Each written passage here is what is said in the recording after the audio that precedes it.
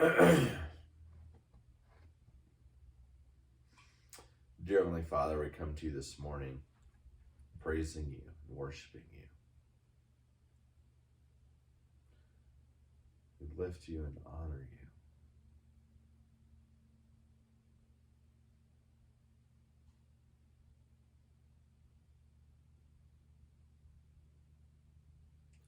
As the creator and master of the universe.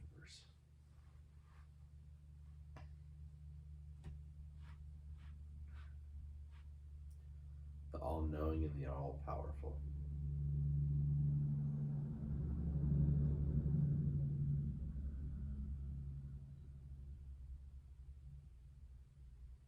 We give thanks to you, dear Lord.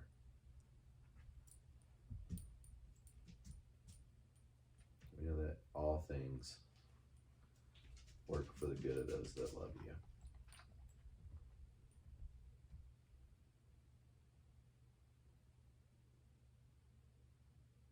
And we trust you through blessings and turmoil and plenty and famine. We just know that you're with us and you guide everything that we do.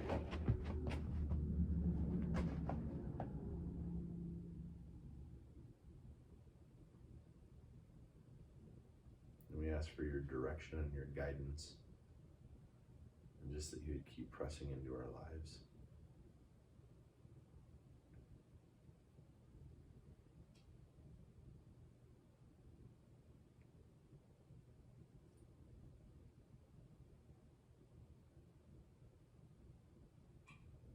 We just thank you. We seek you. We love you. As we open your word this morning, show us more of who you are.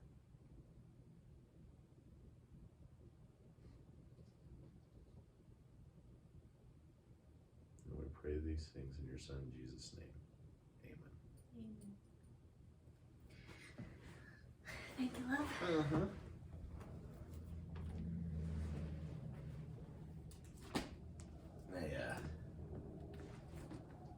I had a thought when I was praying. It's like, man, it's like we don't even know what. Like I was like, we know what plenty is. It's like, man, what do we? I don't even know what you'd even describe lack as at this point. It's like we live in such a blessed society. Yeah, that's true. I was thinking that too when you prayed. I'm like, wow, that's extreme famine. I mean, I heard a statistic somewhere that like because of it was on the video we were watching the other day where it was talking about like because of COVID and reduction in fertilizer, like they're saying that like was it 80 or 800,000 people died of hunger last year or something weird. Oh yeah, I didn't quite pick up on it because he was naming so many things. Right. It's like, huh. But yeah. Actually, I kind of want to watch that again to see what all those numbers were. Yeah. And I think part of it is, I don't know, you know how I feel about certain farming practices versus other farming practices, so it's just interesting. It's like, Do you really think there was a 30% reduction in fertilizer? Oh yeah, there was. And is there still? I don't know. But I remember I don't know, like we've gotten to a point where I don't want to say that we've lost the old ways, but it's like we've lost the old ways of doing stuff too. It's like, I don't know. There's wisdom. No, it's like avocados. Like avocados have become such a staple of modern American life. It's like, I want avocado toast. It's like, those don't grow anywhere in the U.S. except for some very, very tropical areas of like California. A lot of them are in Mexico. But it's like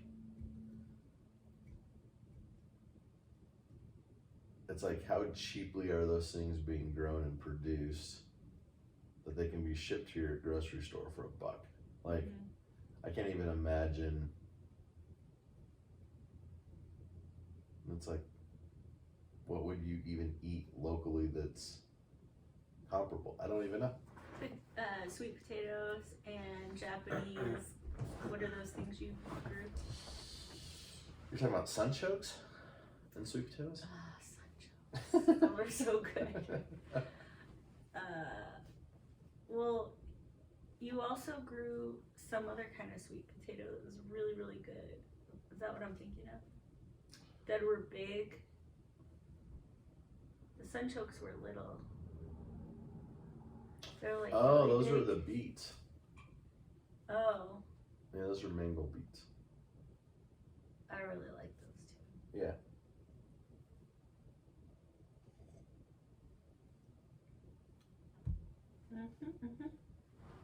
Okay, ready? Yep. We're on 9? Yes.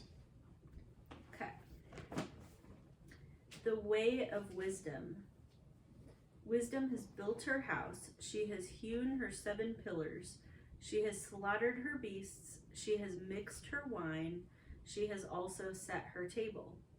She has sent out her young women to call from the highest places in the town. Whoever is simple, let them turn in here. To him who lacks sense, she says, come, eat of my bread and drink of my wine I have mixed. Leave your simple ways and live and walk in the way of insight. Whoever corrects a scoffer gets himself abuse, and he who reproves a wicked man incurs injury. Do not reprove a scoffer, or he will hate you. What's a scoffer again? I always forget.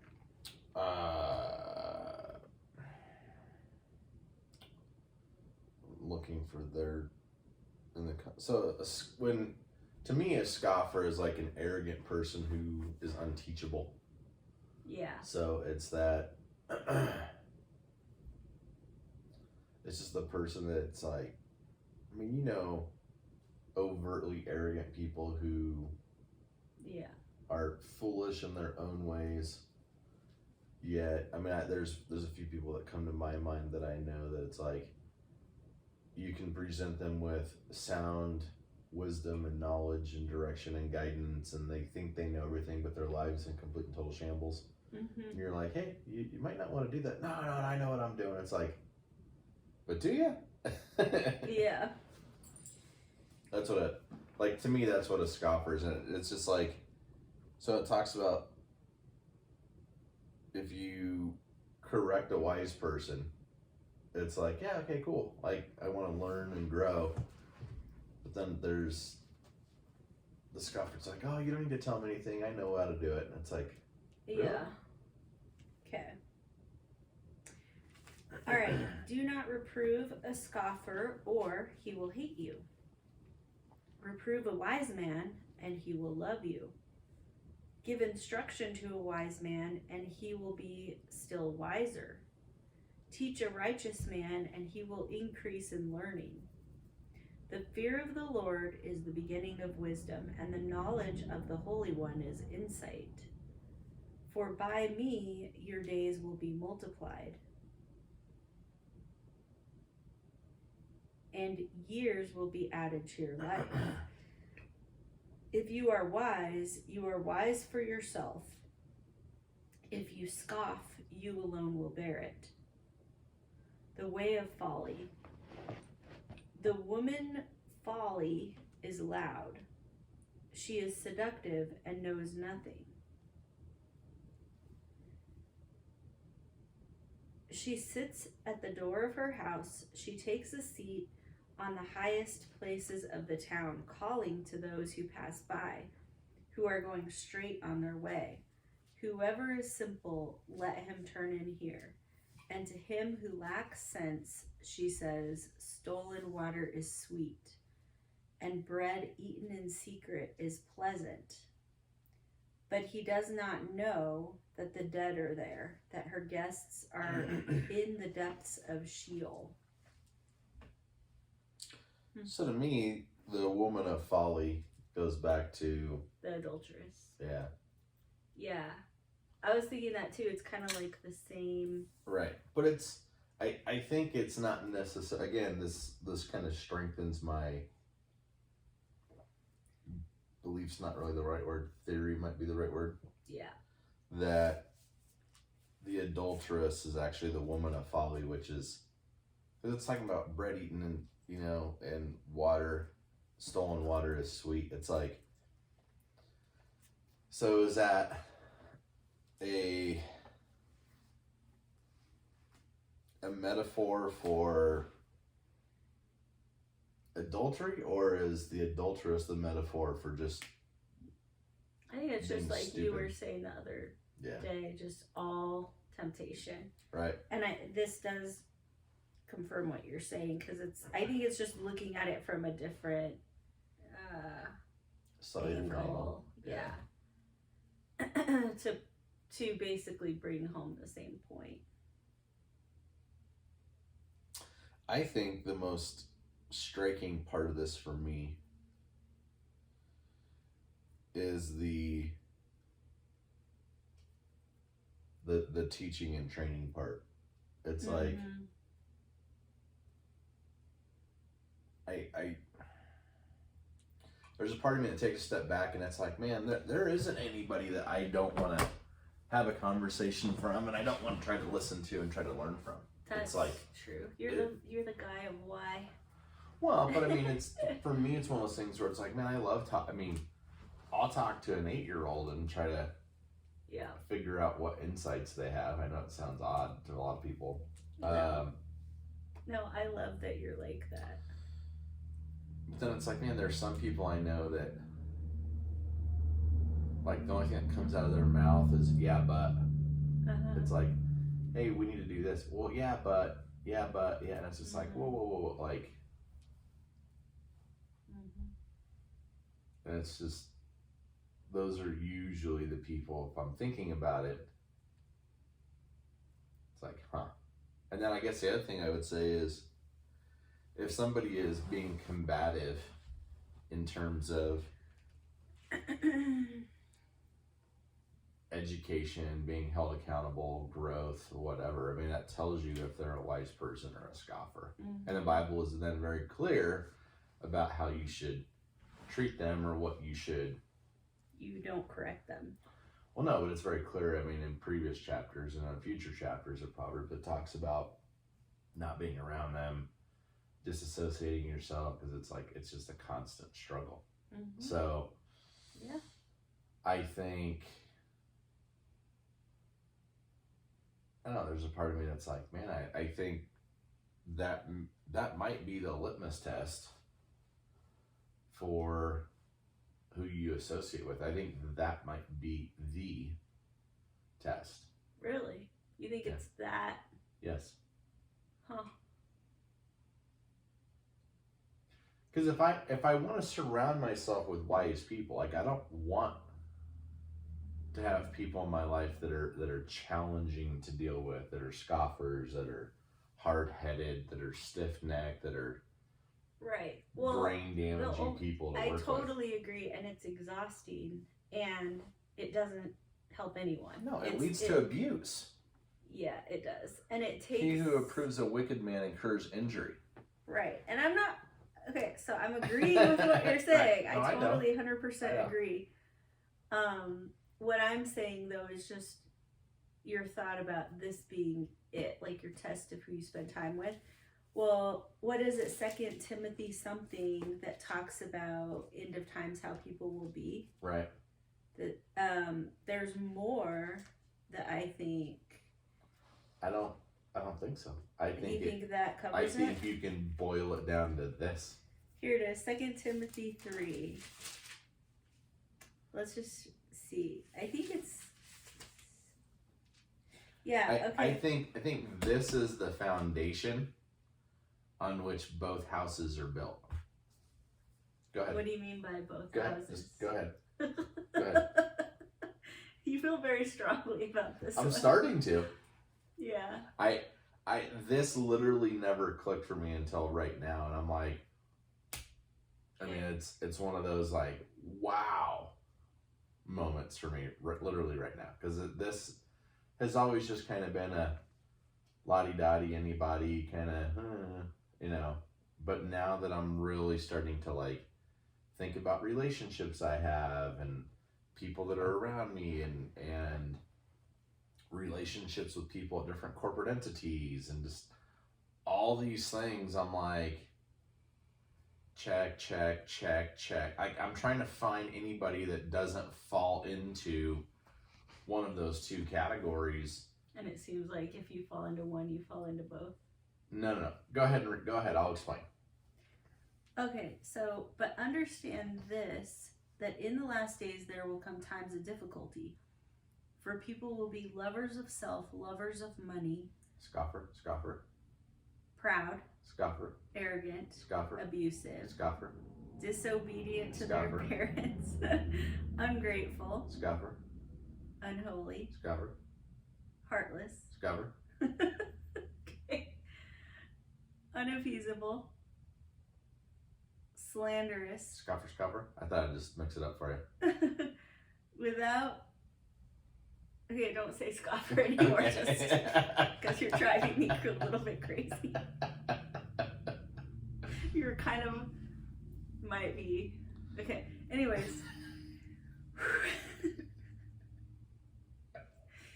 So, taking a few back. Okay, so heartless, Hey.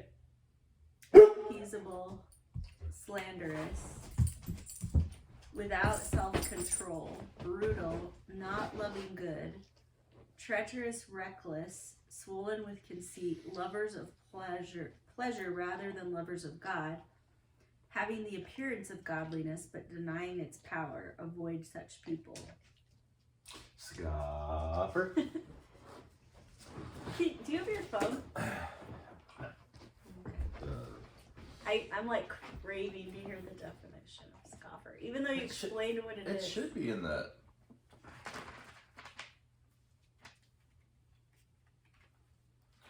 I don't know if these Bibles have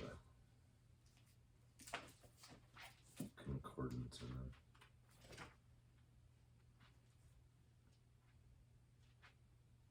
Oh. No. Well, we will have to look it up later. Scoffer.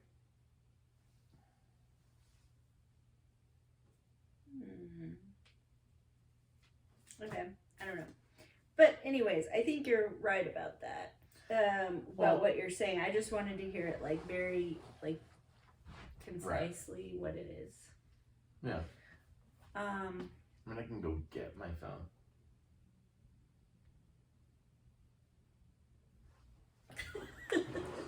I'll be back.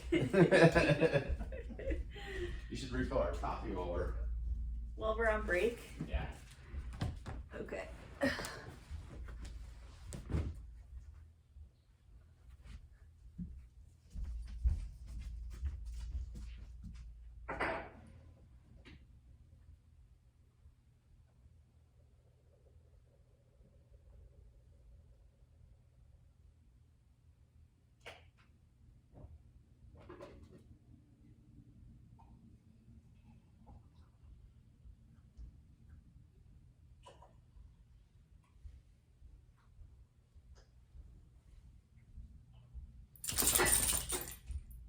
Dang, we still have more.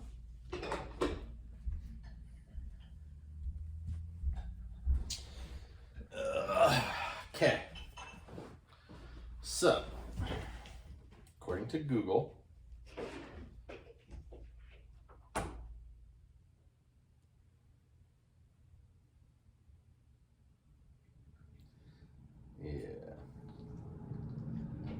Do you think it's not right?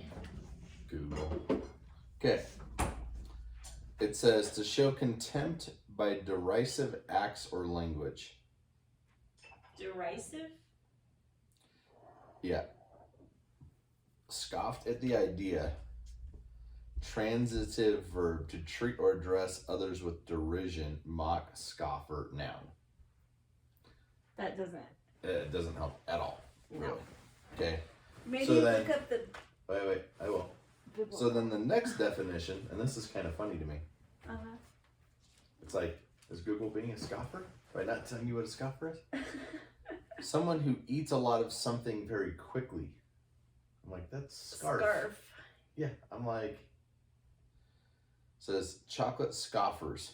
It's like, no, that's not right. So the biblical definition, scoffer is no, it's in quotes. Scoffer is the name of arrogant, haughty man who acts with arrogant pride. Okay. Proverbs 21:24 is the example. Drive out a scoffer and strife will go out, and quarreling and abuse will cease. Thank the dear Lord. What is the full meaning of scoffer is another question. A person who mocks or makes fun of. A person who mocks or makes fun of someone or something, often of religion or moral values. Wow. Yeah, it's one of those things. I think it's a broader thing than that. I really do.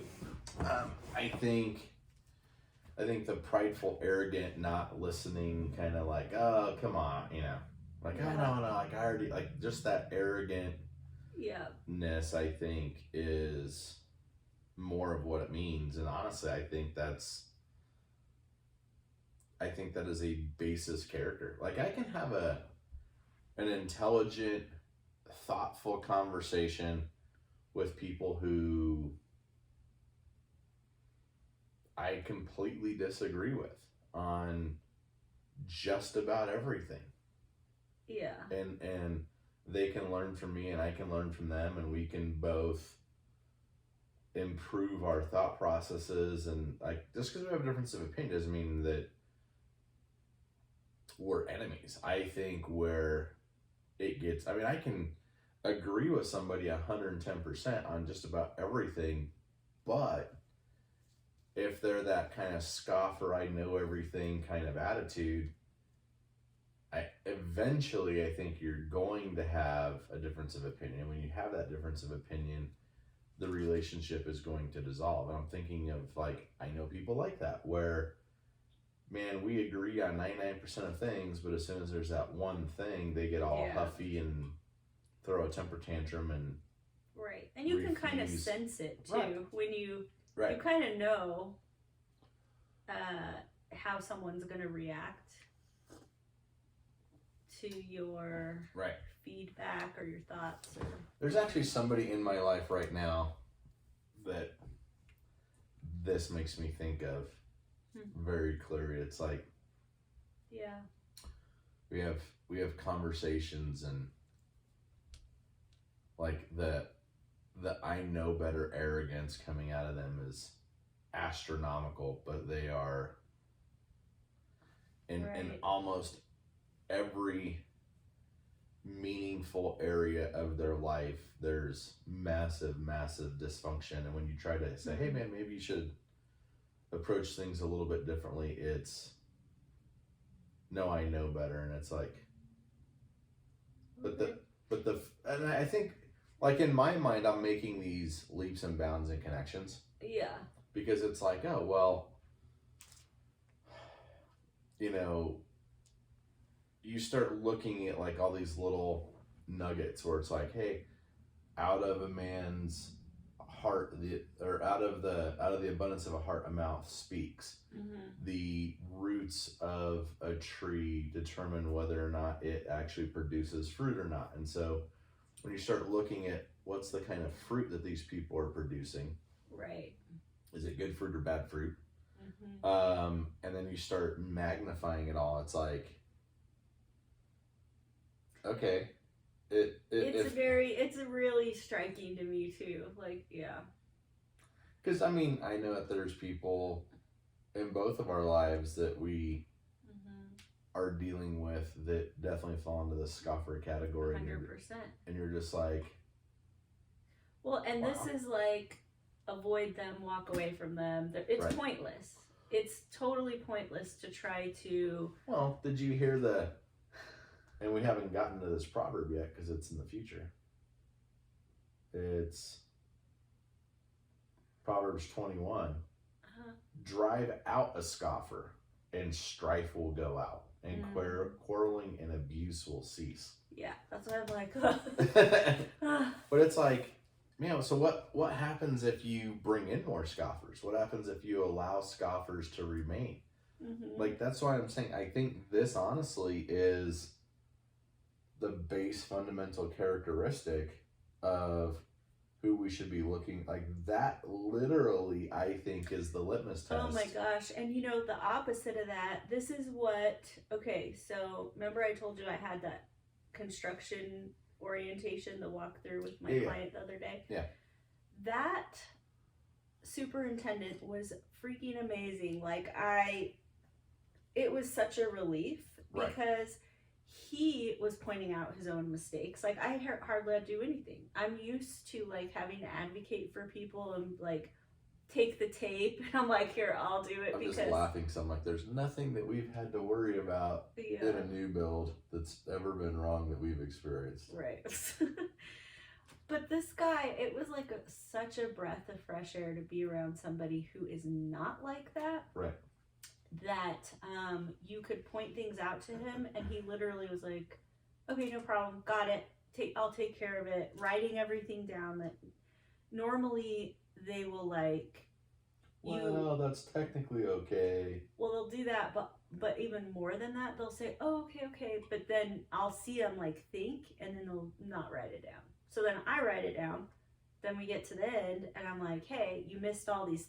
They're trying to get the buyer to sign off. Yeah, I'm like, compare my list to your list. Yeah, and I've literally had to kind of pull the paper away from one of them and write down stuff myself. I was like, no, they're not signing it like that. Okay, so that is, then you have somebody who is willing to address anything, talk about anything, who's being honest, who's like, yeah, I see what you're talking about. Yeah, it's crooked. Yep, let's fix it. Piece of cake. I'm just like, thank you. Like, it is seriously a relief. So I'm just thinking the other side of the coin, like when, these people can drive you insane. Like their behavior, their abuse. Like, I literally think this is the new litmus test for my life. I'm not kidding. Like, it's like, I think it's that overt, powerful, strong that it is literally like should be a main consideration of whether or not. And I like to have fun. I like to joke. I like to, well, of course, poke, if anyone does it too. I like to poke fun at people. Like, I get all that stuff, right? Like, I'm totally fine with that, but I think that's different than this. I think 100% different. Yes. I mean, this comes down to somebody being teachable, right? I mean, that's literally what we're talking about here is somebody who's willing to accept criticism. They're willing to improve themselves. They're willing to move themselves forward, like all these things. And when people are like, nah, I got it, I know everything, it's like, so you think in the whole body of information in the world that it's not only not probable, but it's not possible that I encountered something with the internet today. That's why this is even funnier. Where I've encountered something that I know something that you don't already know. Yeah. Or that I'm looking at something from a different perspective, or whatever the case is, and it's not worth your consideration. It's like, and then even when you take that into subjective matters about like, hey, from a business perspective, is it better to be, cash basis, or is it better to have a bunch of liens and notes and leases and payments? Which one's better? Well, you can argue from a tax strategy which one's better. Okay, but overall business health, I mean, tax mitigation is a part of it, but it's not the only part of what you do with a business. And then you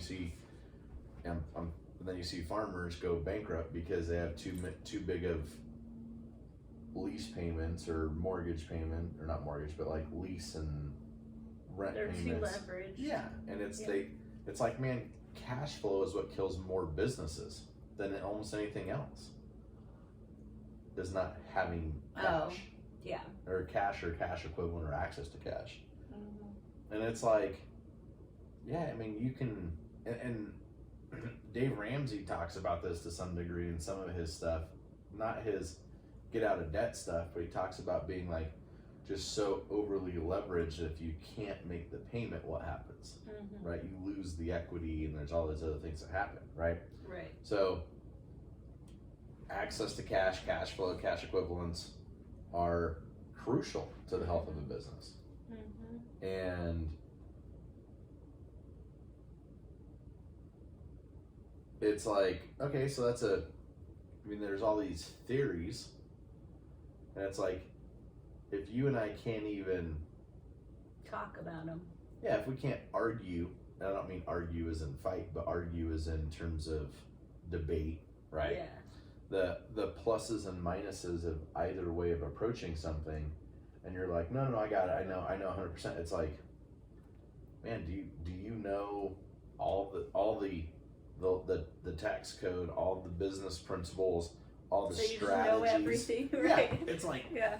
man, that's a pretty deep breadth of knowledge that you know everything and you've arrived at.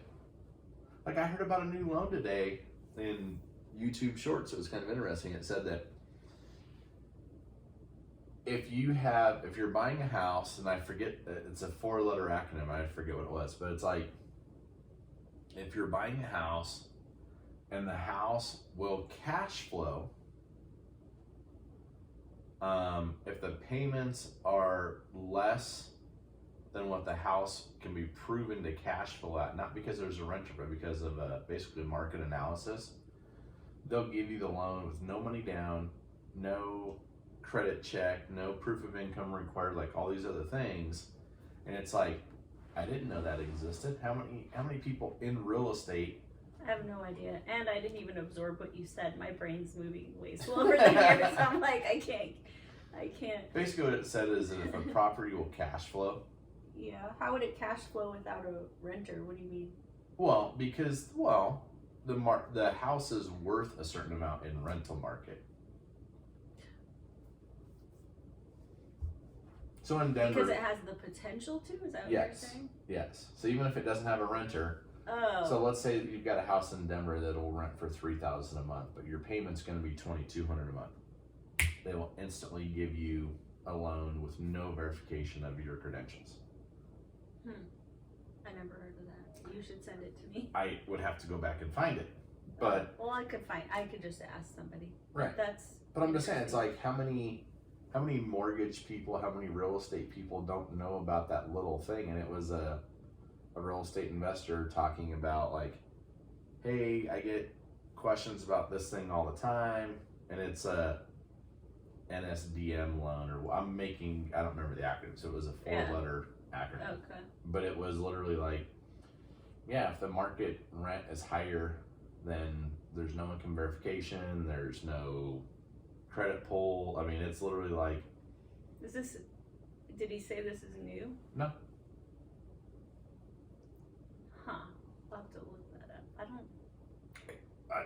I'll have Anyways. But my point is, it's like, so that's a strategy that you may or may not know about, and it's like, oh, well, I know everything. It's like, do you though? Like, Right. And that happened. That's honestly where I started my business. 15 years ago was well, I know everything. It's like, oh, I know everything about this one provider. It's like, well, yeah, but what do you know about the competitor? Well, nothing. Okay. Is their offer better than yours? Well, I don't know. Right, because you don't know. Yeah. So that's where there's just, man, I feel like I'm in a super deep tangent, but it's exciting because it's like.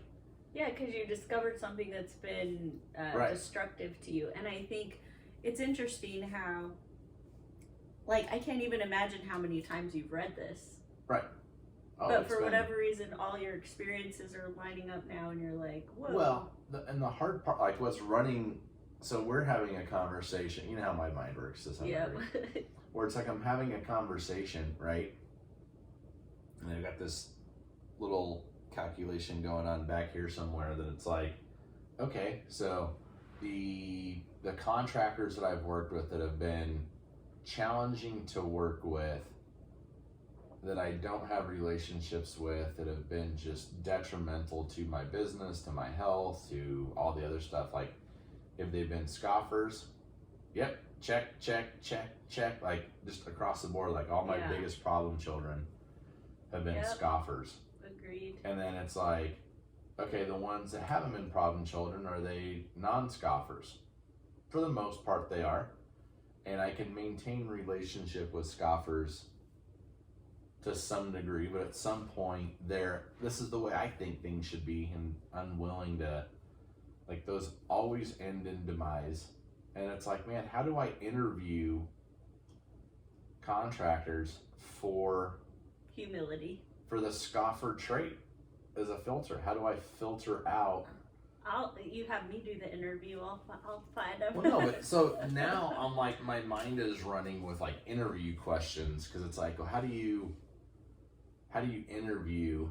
And this is true of friends too, right? I think it's like asking questions like, well, go ahead. I'm sorry. No, go ahead. It's one of those things. I'm like, man, how do you, like, or is it you continue down the path until they reveal themselves to be a scoffer, and then it's like, I think you can find them. What about friends? What were you gonna say? Well, it's the same thing with friends. It's like, so do you just go down the path, and then all of a sudden when you discover they're scoffers, you're like, yeah, I think so. You kind of back away, just like you would with anything. Like if you realize they're going to be abusive to you, which is what this says, right? Then you back away. But I was going to say, I absolutely think you can weed that out for the most part with interview questions. 100%. We'll have to talk about what you think those interview questions should be. Yeah. I actually really would want to help you. Well, because I think you can ask questions like, oh, how would you rate yourself on teachability? And everybody's like, oh, I'm a 10, absolutely a 10. Yeah, I think you need it. And then that's where it's like, no, you're not. Nobody's a 10. Like, yeah, well, I think those questions are too obvious, like how to answer them. You have to ask questions like, what, describe a time when. Like, when did you get critical feedback last? How did that go? What'd they say? What'd you think about it? Like, you know what I mean? Yeah, but I'm starting to realize that, like, my best technicians aren't necessarily technicians that know what they're doing in the field.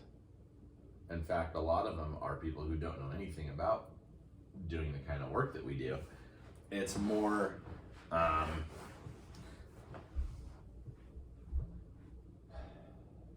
it's more of that, man, I'm just thinking about so many people that I know that's like, this guy lasted like 2 months.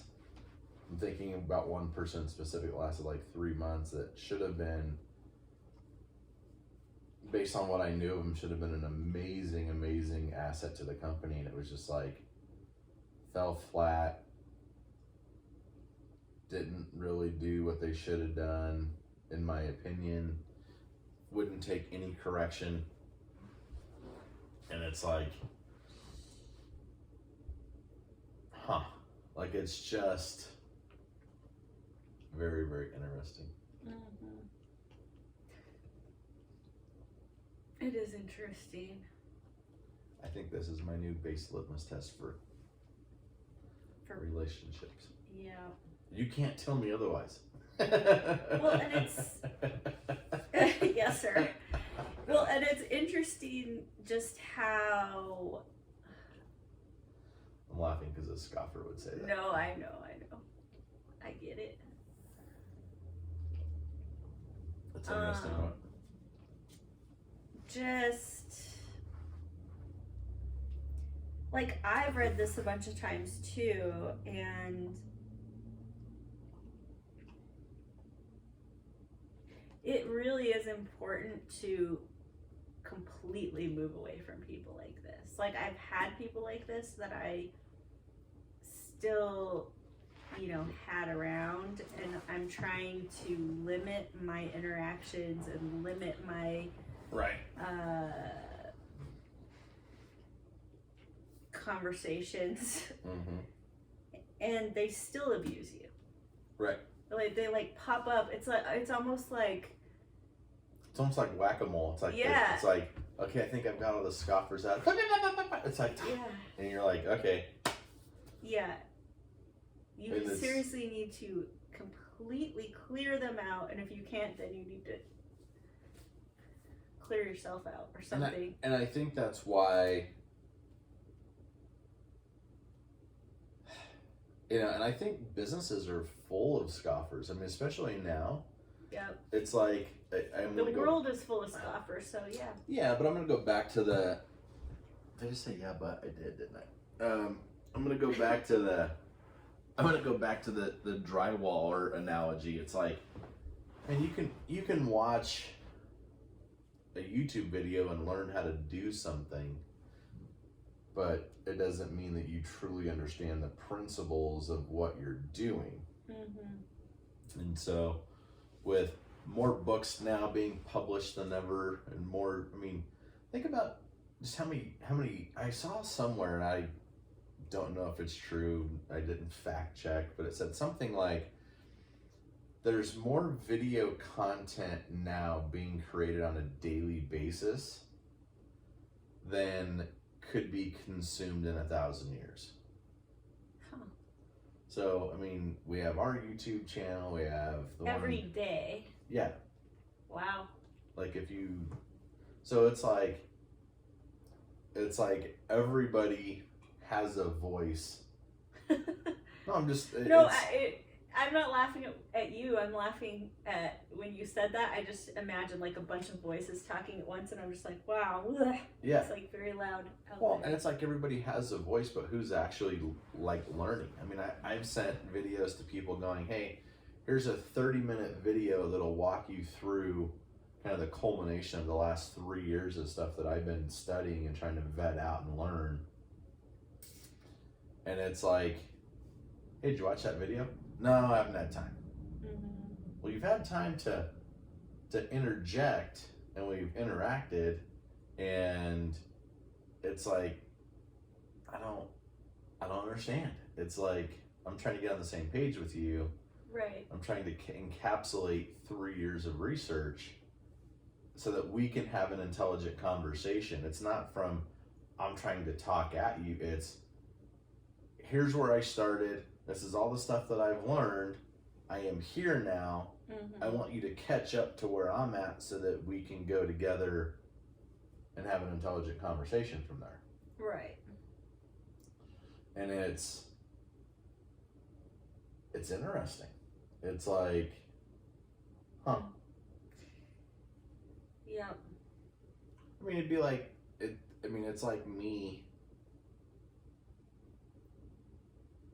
Like, I don't know if that loan makes sense. I don't know if it even exists. I'm just like, hey, this is something I heard, and then now I'm giving it to you as the expert in the industry going, what do you know about this? And it's done out of respect. It's done out of wisdom. It's not me arguing and going, well, this guy on the internet said. Right. It's a helpful. Right. But I tidbit. think that's the difference between a scoffer and a non-scoffer, is the intent at which information is given and the intent at which information is received. Or not received. Right. And it's like, that trait, I think, goes through every area of your life. And I think that trait... It does. All traits go through every area of your life. No, but I think that is a base trait that goes through... Like, I think that is a fundamental, foundational trait. Yeah. You know, I think about just... Like, where do you... That is interesting. It's like, what belief system would you have had to have developed in your innermost being to end up like that? Well, and it's just funny. I think about people that I've had conversations with in the last 2 months, Uh-huh. where I'm like, hey, why are you doing it this way? Oh, you know, you think you're just gonna show up and all of a sudden you're gonna teach me something? And I'm like, well, maybe. I mean, I have an idea. I'm not saying it's a better idea. I'm just curious why you do it this way, and have you thought about doing this a different way? Yeah, I've thought of that. Okay, you've thought of the general concept, but have you thought about this specific application? Because I'm willing to bet my specific application of what I'm suggesting is different, because the chances that you and I had exactly the same idea, Right. because That's just like a mind being closed off, not even willing to listen. right. And I think what people don't understand about me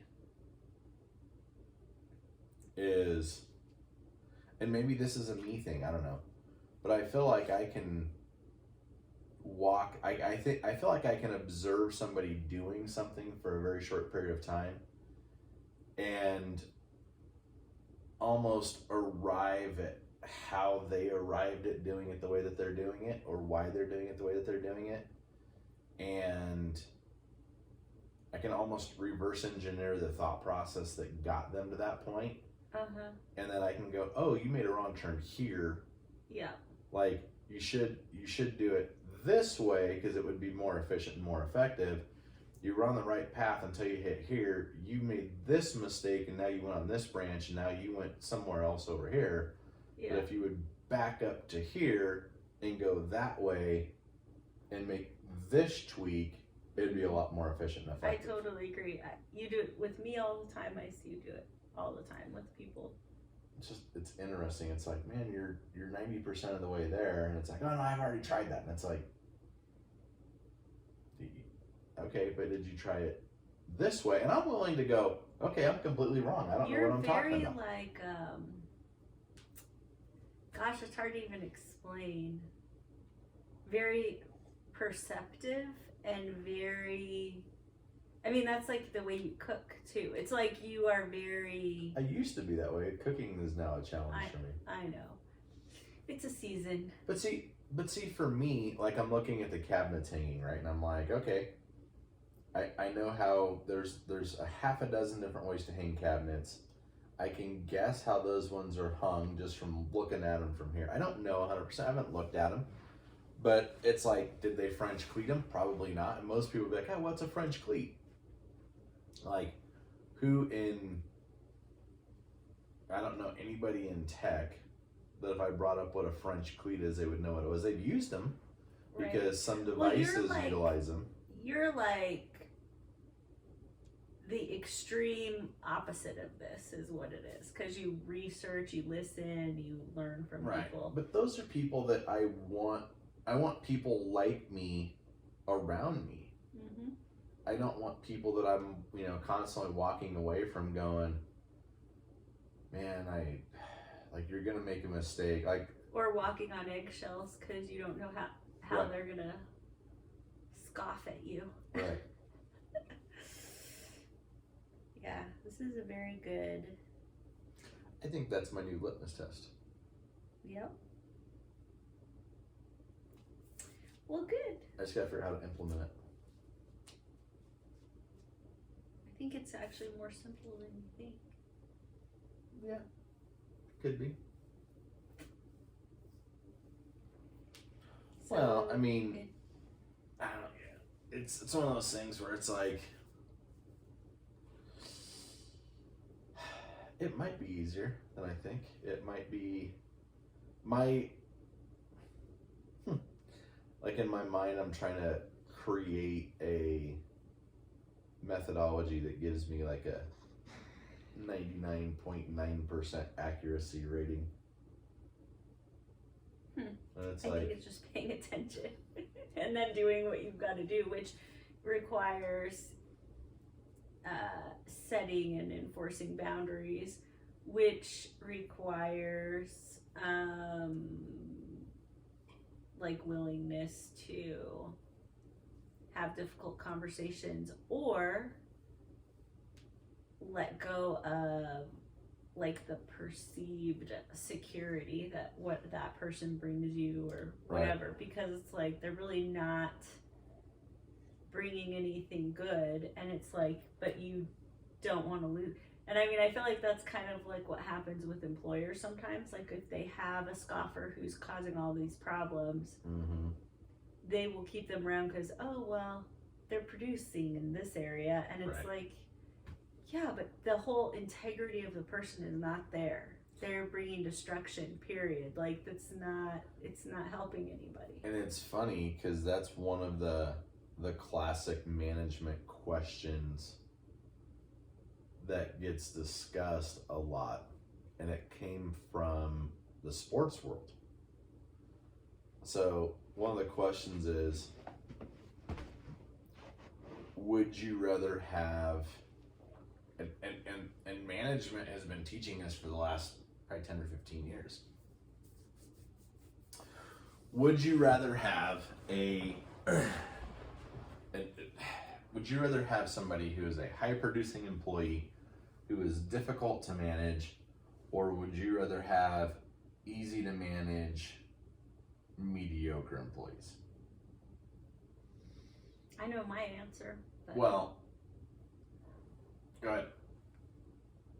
all day I will take somebody who is not a super high producer, that's just a good person of integrity, that does the right things, that Okay. doesn't cause drama, that creates peace. Right. And yeah. So what corporate America has been taught for the last 15 years by management experts is you want the high producer. That comes from the world of sports. Man, there are so many. My mind is just going ding ding ding ding ding ding ding ding ding ding. And that comes from the world of sports because it's like you'll have sports teams that specifically go out and pick up a wide receiver who they know is absolutely toxic to the morale of the team, but is a talented player that puts up good numbers, and they will deal with that toxicity for a period of time. Now, and so people observing from the outside, the management experts are like, oh, look, they were a mediocre team. They brought in this workhorse stallion of a person who was highly talented, and then they started winning championships. So therefore, yes. And it's like, okay, so they started winning, they won a couple of championships, and then they imploded. Did they create a dynasty? Did they create long-term success that benefited the community, or are the players always on the news now, right? So what is the measure of success? What is, because I mean, and I am super successful for a minute. Yeah.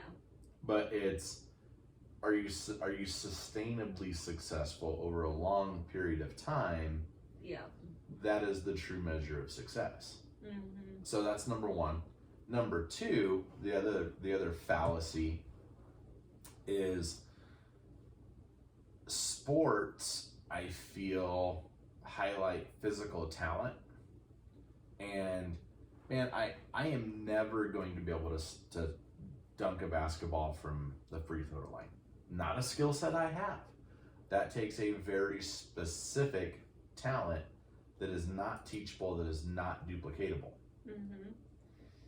So if I need that very, very specific ability on my team, I may have to deal with the toxicity that comes from needing that specific skill set. Sales, it's there is some talent to it, but it's a teachable skill. Right. There are no physical limitations to being a good salesperson. Right. Which is usually where this breaks down. So people are like, oh, man, if somebody knows how to sell, you put up with their toxicity because you need the numbers. And I'm like, I don't agree with that. I think the damage that gets done is way, way, way higher in cost than what the value they bring. I agree. But management principles have taught the opposite of that for the last X number of years because they're using sports as a microcosm, and it's like that's a horrible. Those are, people think that sports and business are analogous and they have all these crossovers, and while there are some things like determination that apply, right. Teamwork, but those apply to farming, those apply to sales, those apply to plumbing, all those things apply universally. Right. They're not specific to high performance. They're right. Being determined. Determined's a bad one to use. Being you've got to be determined to be successful at anything. Right. But it doesn't mean that if you're determined, doesn't mean that you're a great sports athlete. Because again, you could be. Well, and it's like, yeah, some of those things they try to,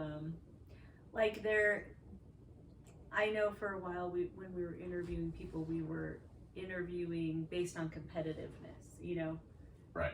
Which is kind of a sports thing. I don't know, not necessarily, but. No, it is. That's absolutely it.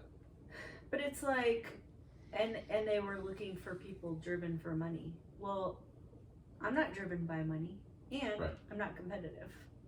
Right. Not at all. I never even played sports really, and I am. And you do a great job for your clients. You're a high producer. You're right. high performing.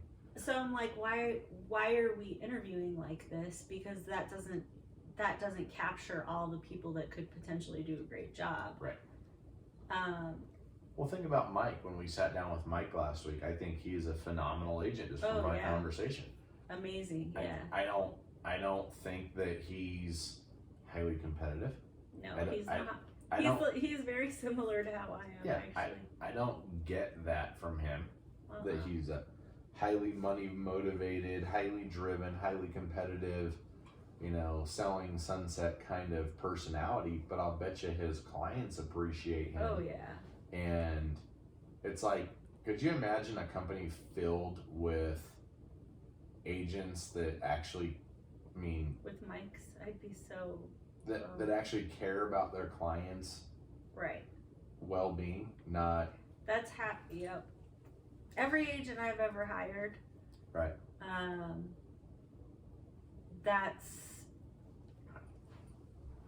Yeah. That's what I was looking for, is people who actually care, who listen, who are willing. Honestly, that's the only real value that an agent has in the market currently. I can go on whatever website, search stuff, find what I want, this, that,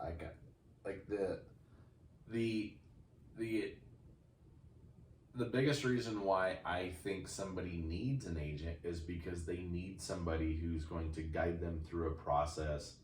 Well, they need to understand the process and, right. But I can learn that on YouTube in an afternoon, right? But what I can't learn is all of the pitfalls, all of the ins and outs, and have somebody who legitimately has caring concern for me and my family, watching out for bear traps down the path. Right. That's the actual value. Not, I can access MLS on your behalf. That's. Right. Yeah. Yep. It's pretty interesting.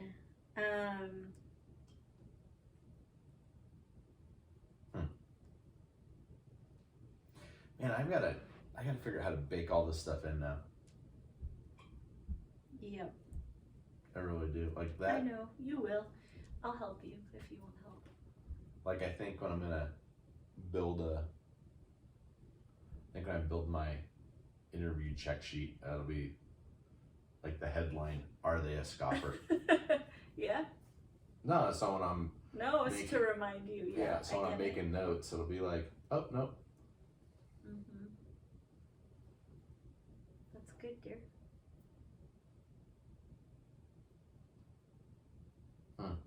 Anything? I think that applies to if you're selling to somebody too. Yeah. You've had clients they're like, oh yeah, I mean, and I have clients like that now where it's like, oh yeah, I know everything. It's like, then why aren't you doing Why are you this? calling me that? Right. Yeah, there have been a few people, I always notice that when, well, I've learned this through experience.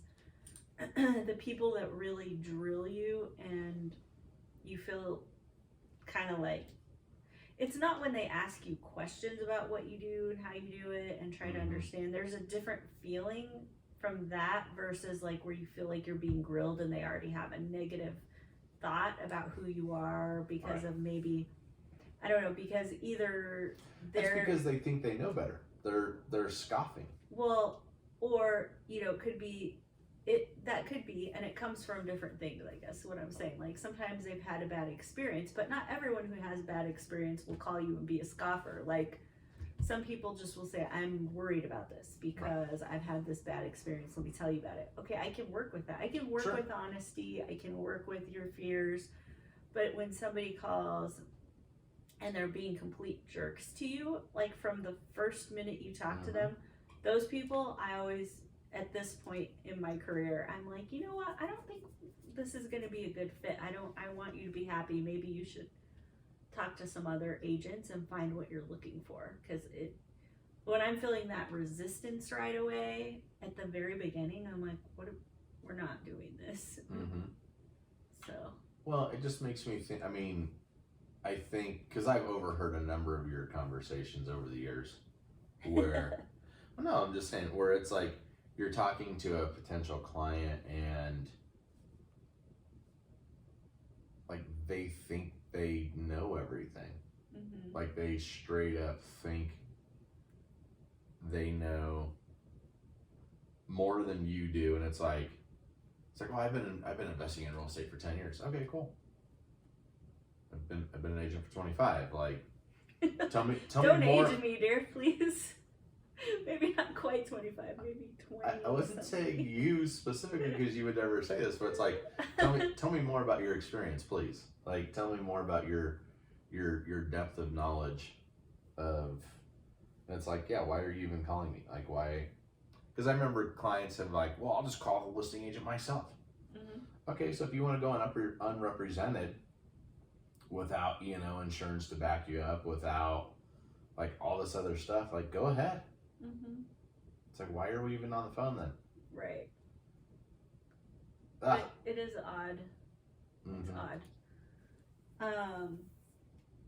Now I'm like, man, what areas of my life do I behave that way in now? And what areas of my life am I a scoffer? So now there's two things I gotta ponder throughout the day, which is how do I bake in that litmus test and then see it in yourself. Yeah.